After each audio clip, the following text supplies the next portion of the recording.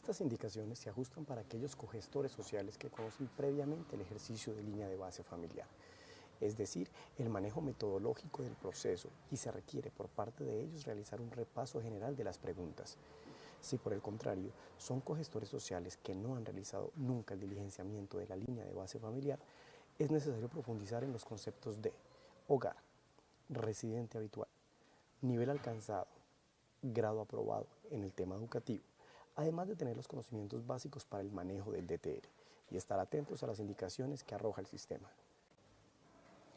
Para el módulo de línea de base es muy importante revisar la fecha y hora que se tienen configuradas en el DTR, ya que sobre estos datos se realizará el cálculo de edad y el registro de la primera visita. Recordar que se manejan preguntas incluyentes, que permiten más de una opción de respuesta, y otras excluyentes, en la que solo es posible una respuesta. En el DTR se ingresa por acompañamiento familiar. En este módulo se registra la información de las familias en cada una de las etapas del acompañamiento, compuesto por línea de base familiar, seguimiento y gestión de logros y promoción. La sesión complementaria 2A se eliminará, dado que las familias que se encontraban en este estado pasarán al módulo de línea de base familiar para continuar con su proceso de acompañamiento familiar.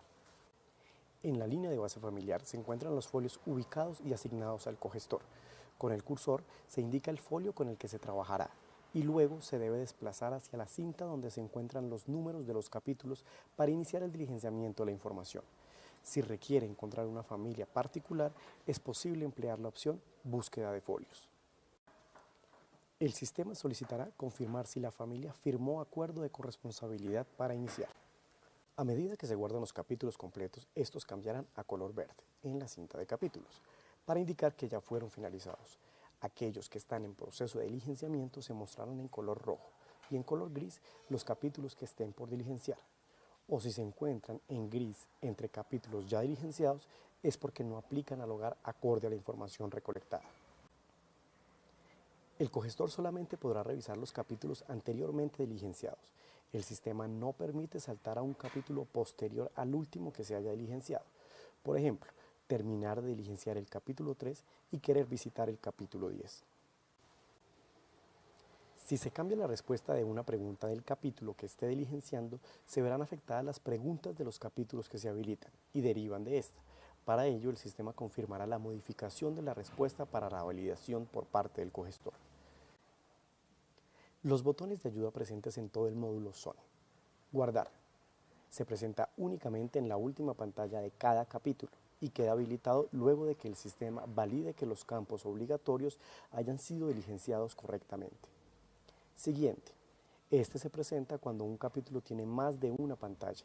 Permite que el cogestor navegue hacia adelante por las diferentes pantallas o páginas del capítulo. Anterior. Este se presenta cuando un capítulo tiene más de una pantalla y permite que el cogestor navegue hacia atrás por las diferentes pantallas del capítulo. No confundir con el botón Volver, ya que este regresa al capítulo anterior. Salir. Presente en todos los pantallazos. Si el usuario no ha finalizado el diligenciamiento de las preguntas o almacenado las mismas en el sistema y hace uso de este botón, el sistema muestra un mensaje de confirmación, ya que la información que no haya sido guardada se perderá. Cerrar sesión. Si el usuario no ha finalizado el diligenciamiento de las preguntas o almacenado las mismas en el sistema y hace uso de la función cerrar sesión, el sistema presentará un mensaje de confirmación que, si el usuario no acepta, continuará en la pantalla que se encontraba. Por el contrario, si el usuario acepta el mensaje, antes de cerrarse la sesión, el sistema indaga para registrar las visitas realizadas.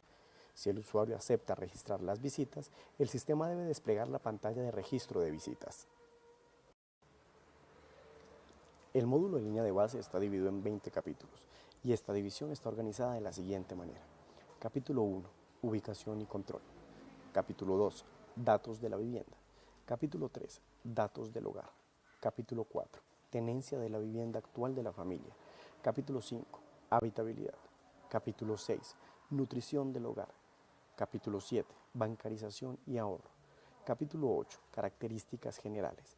Solamente hasta la finalización de este capítulo es posible cambiar el representante debido a las validaciones que debe realizar el sistema.